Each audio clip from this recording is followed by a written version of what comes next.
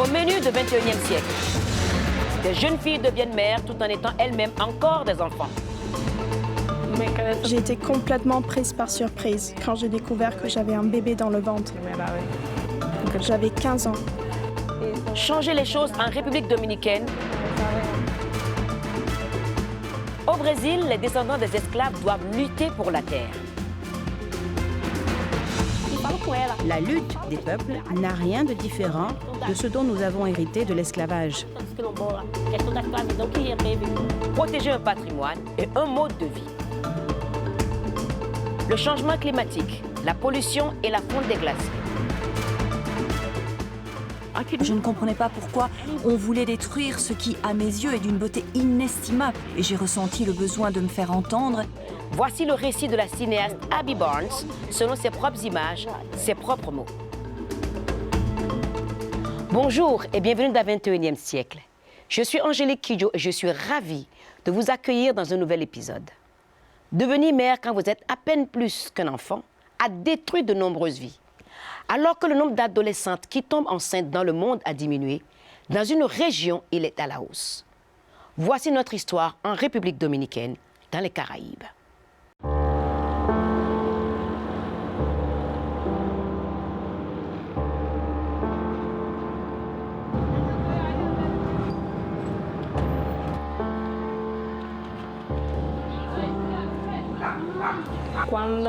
On a commencé à sortir ensemble quand j'avais 13 ans, et lui 16 ou 17. J'ai été complètement prise par surprise quand j'ai découvert que j'avais un bébé dans le ventre.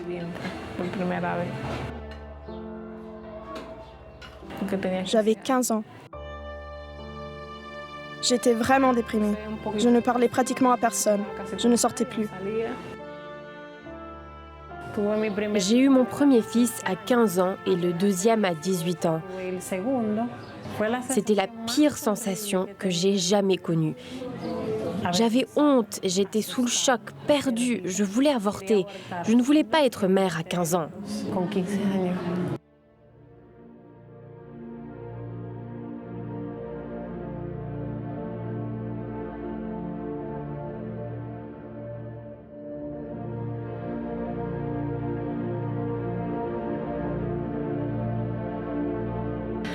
Quand ils m'ont annoncé que j'allais accoucher, j'étais sous le choc. J'ai commencé à paniquer. Je suis tombée enceinte parce que je ne savais pas. Je n'avais pas reçu d'éducation sexuelle. Je ne savais pas comment me protéger.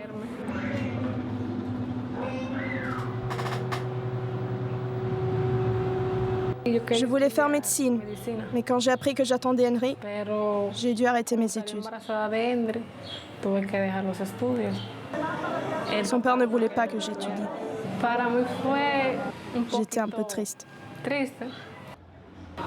Ça ne m'avait jamais traversé l'esprit que je pourrais tomber enceinte. Jamais. Parce que déjà, on n'y connaissait rien, on n'avait aucune idée. À l'époque, les parents ne savaient pas, c'était tabou de dire aux enfants comment se protéger, comment faire attention. Je n'ai jamais rien entendu.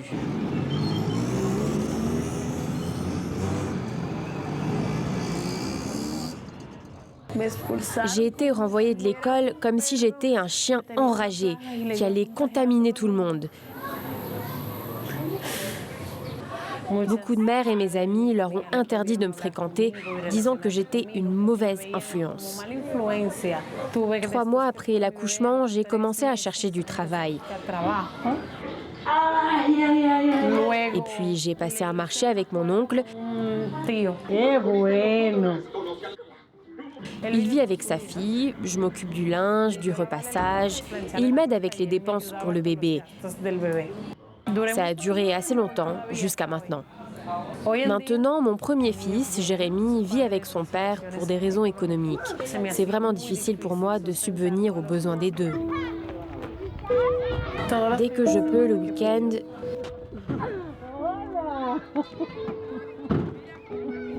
je vais le chercher pour voir ses yeux. Pour voir sa tête quand sa maman arrive.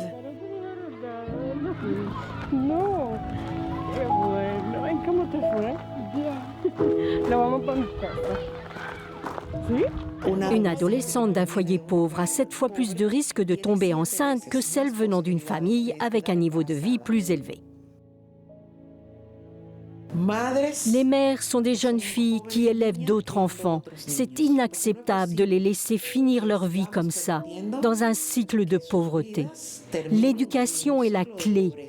Une adolescente peu ou pas éduquée a 4 fois plus de risques de tomber enceinte. Un nivel de instrucción o con un nivel de instrucción muy bajo tiene 4 veces más posibilidades de embarazarse.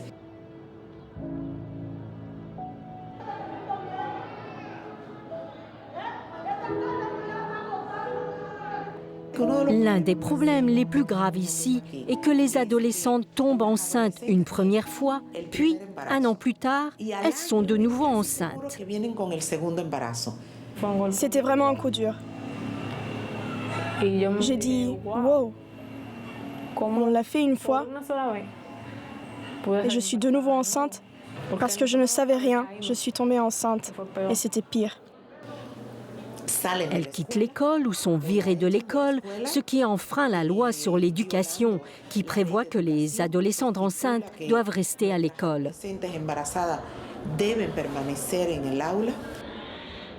Le fait est que la grossesse affecte immédiatement leur scolarité dans la plupart des cas.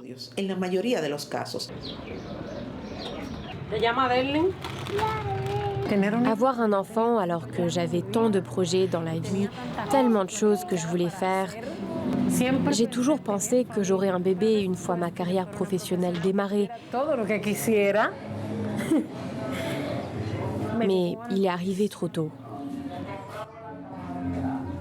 Il est important d'éduquer les adolescents, de les orienter dans leur sexualité. Ça joue un rôle vraiment important.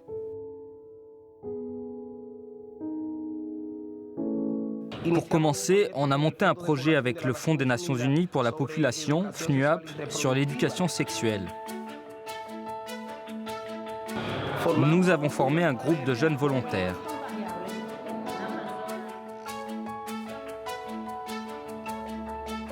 Je fais des présentations dans les lycées, au gouvernement local de Saint-Cristobal, dans les écoles publiques, dans les bibliothèques et parfois j'installe simplement des chaises dans la rue. J'ai fait des présentations à des mères et des pères qui ne connaissaient même pas le sujet. J'essaie de dire les choses le plus simplement possible pour que tout le monde comprenne le message. La plupart des jeunes de 14 ans, de 18, 20 ans n'ont jamais entendu parler du préservatif féminin. C'est bizarre, ce n'est pas quelque chose de familier. Je ne suis pas gênée ou effrayée parce que ça fait partie de ma vie. Je suis moi, une personne comme vous qui a vécu beaucoup de choses dans sa vie.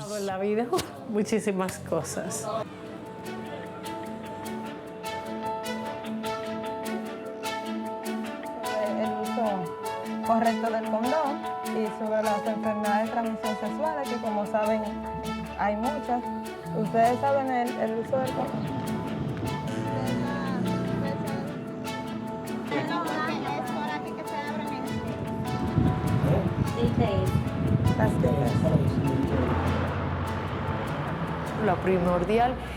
Le plus essentiel, c'est la prévention. Et la prévention est parfaitement possible grâce à l'éducation et un projet de vie. Souvent, les adolescents tombent enceintes simplement pour avoir un projet dans la vie.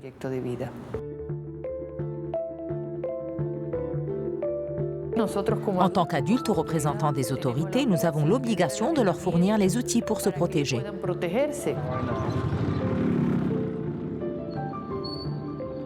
Ce n'est pas la même chose quand une femme de 28 ans tombe enceinte par rapport à une fille de 14 ans. Beaucoup d'adolescentes n'ont pas de projet de vie et la seule chose dont elles disposent, c'est leur corps qu'elles utilisent comme stratégie d'échange, comme instrument d'échange, parce qu'elles n'ont rien d'autre.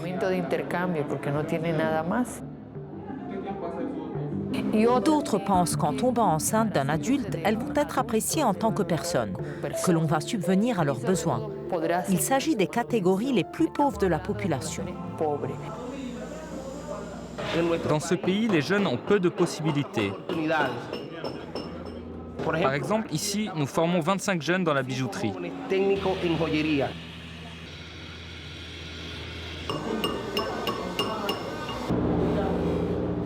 J'ai suivi 3 formations.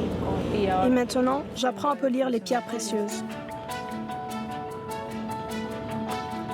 Je vais à l'école le dimanche. Dans 3 ans, j'aurai mon diplôme d'études secondaires. Je vais étudier la médecine pour devenir docteur. Voilà ce que je veux faire. Il se passe beaucoup de choses qui vont transformer la société dominicaine. C'est ce que nous souhaitons et nous espérons que quelque chose de différent va se mettre en place chez les jeunes.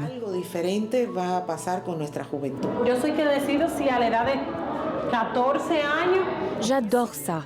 Peu importe si j'ai quelque chose en retour, je suis heureuse dans mon travail quand j'arrive à transmettre le message. J'ai un fils qui va avoir 7 ans et il sait très bien ce que c'est un préservatif. Mon fils de 10 ans aussi. Nous ne connaissons pas ce genre de tabou parce qu'ils m'ont accompagné à beaucoup de mes présentations. Je leur dis, tombez amoureux, c'est très bien, mais faites attention à vous. J'espère à l'avenir pouvoir finir ma scolarité et étudier la psychologie et me spécialiser en éducation sexuelle parce que j'adore ça.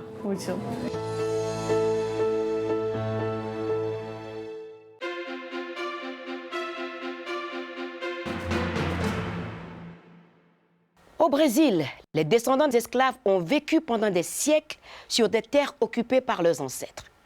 Mais ces dernières années, leur droit à la terre a été contesté. Reportage.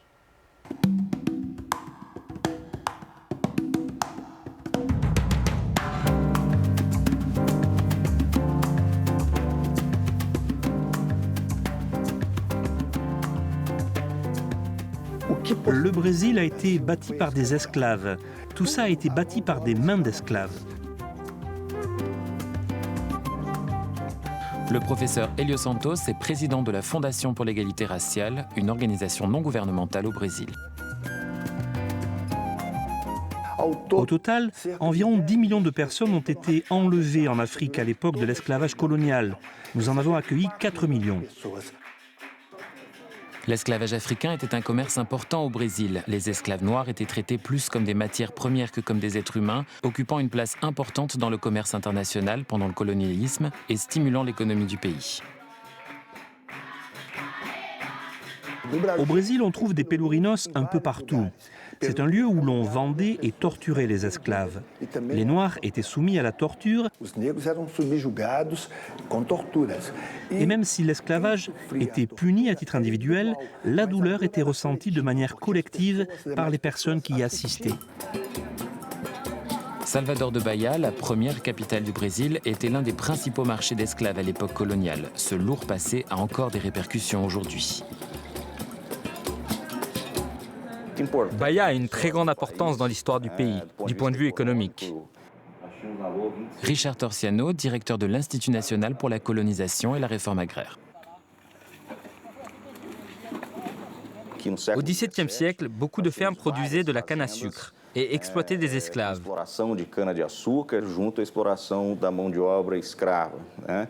C'est l'un des États où l'on a identifié le plus grand nombre de communautés quilombolas.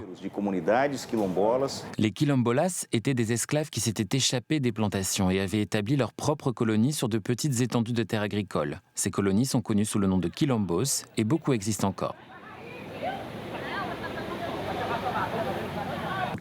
Le quilombo, c'est un endroit où l'on trouvait des Noirs qui n'acceptaient pas l'esclavage. Certains quilombos étaient composés de 3 personnes, et d'autres, comme le quilombo de Palmarès, en comptaient 40 000. Le Brésil était le dernier pays des Amériques à abolir l'esclavage. Ça a duré jusqu'en 1888. Mon arrière-grand-père, qui était connu sous le nom de Pilo Lopes, s'est enfui d'une plantation. Mon grand-père, Samuel Lopes, a fondé ce quilombo.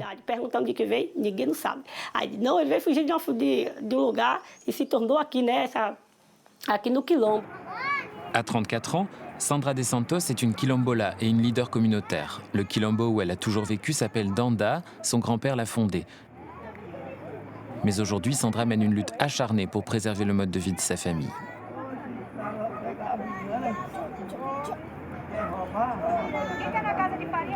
Ce qui a déclenché tous les problèmes, c'est le moment où une femme, qui prétendait être une héritière, est venue nous dire de quitter les terres, que ce n'était pas notre place, que nous n'avions plus à vivre ici.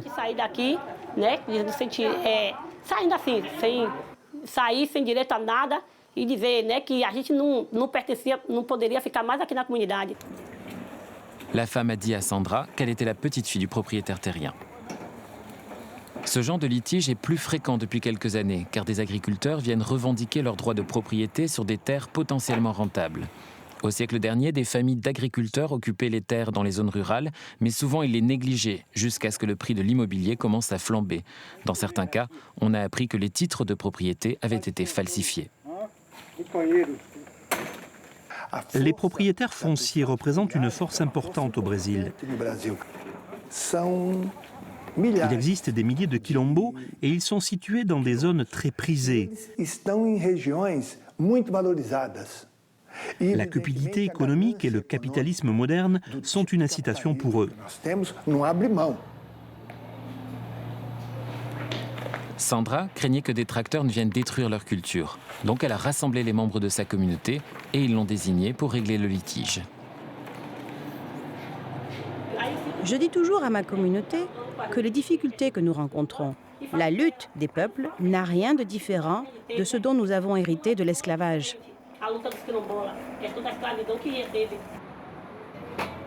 Sandra a fait appel à Richard Torciano de l'INCRA pour en savoir plus sur une nouvelle clause sur laquelle elle est tombée pendant ses recherches sur les lois foncières, quelque chose qui pourrait sauver le quilombo.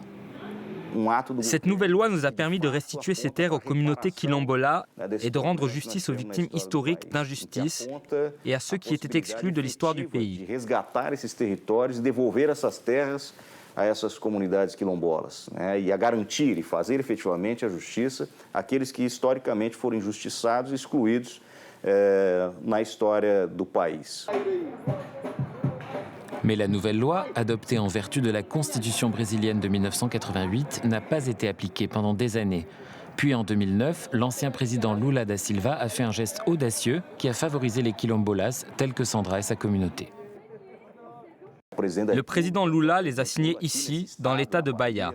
30 décrets désignant les 30 premiers territoires quilombolas.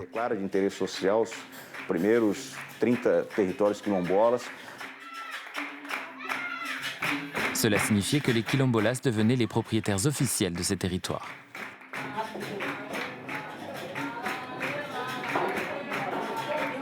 Un autre signe de reconnaissance symbolique de la contribution des esclaves à l'histoire du Brésil est venu des Nations Unies, qui ont proclamé une décennie internationale des personnes d'ascendance africaine en janvier 2015. Le thème de cette décennie, reconnaissance, justice et développement. Je pense que cette décennie d'ascendance africaine devrait servir non seulement pour la citoyenneté des personnes d'ascendance africaine, mais également pour montrer au reste du monde ce que les Noirs ont fait pour l'Europe, ce que les Noirs ont fait pour l'Amérique, puisque nous avons aidé à la construire.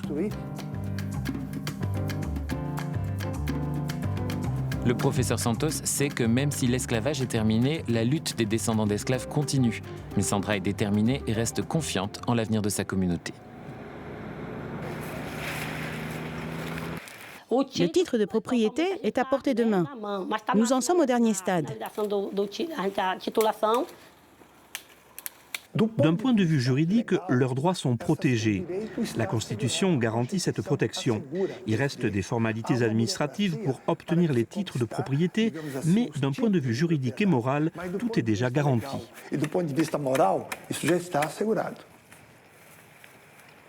C'est un privilège pour notre communauté de Danda d'être la première communauté à recevoir un titre foncier ici, dans l'état de Bahia. Titulada, né, não está finalização, ser titulada aqui da Bahia.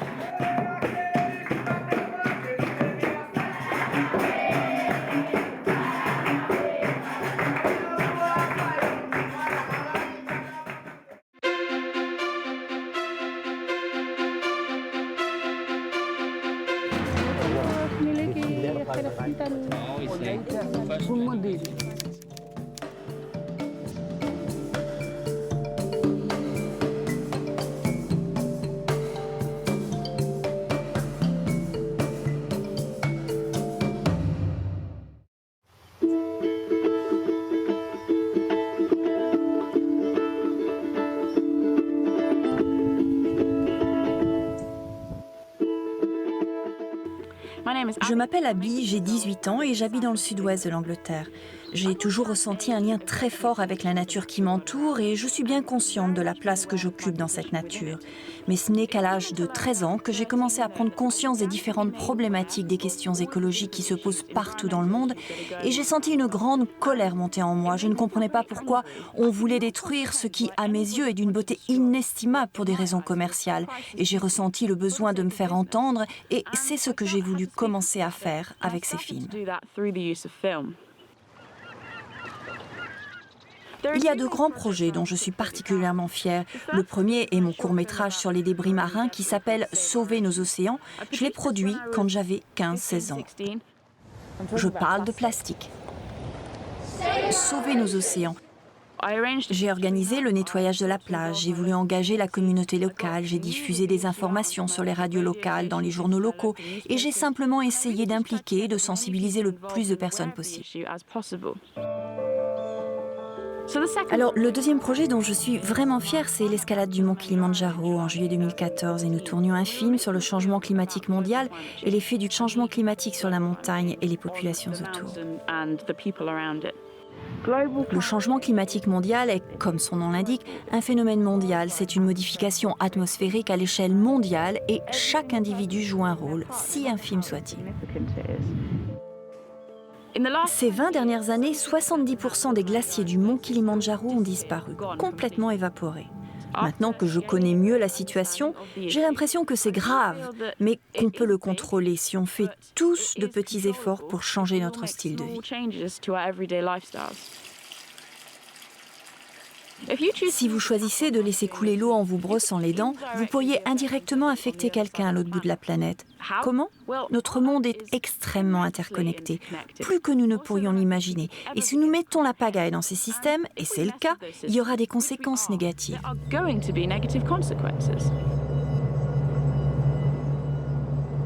Mais ce qui me motive le plus, ce qui me pousse à avancer, c'est quand j'ai un retour, quand les gens viennent me voir en personne et sont complètement accros au sujet et veulent faire tout ce qu'ils peuvent pour m'aider.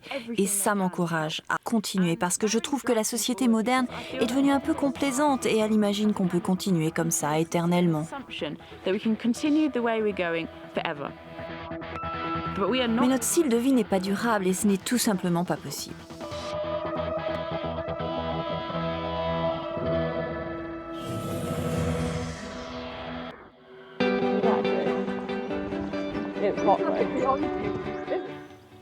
Le temps commence à manquer.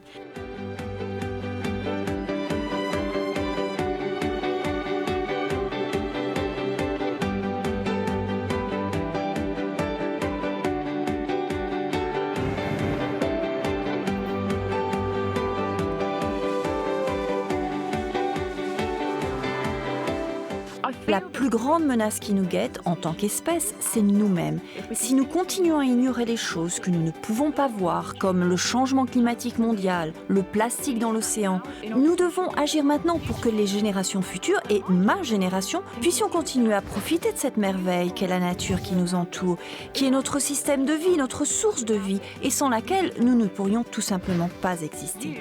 Vous pouvez agir contre tous ces problèmes sur notre Terre, et vous en êtes responsable. Je suis responsable, nous sommes tous responsables. Yes! C'est tout pour cette édition de 21e siècle. Partagez les histoires du monde. C'est sur TV5 Monde. Je suis Angélique Kidjo et j'aurai le plaisir de vous retrouver dans notre prochain épisode. Au revoir.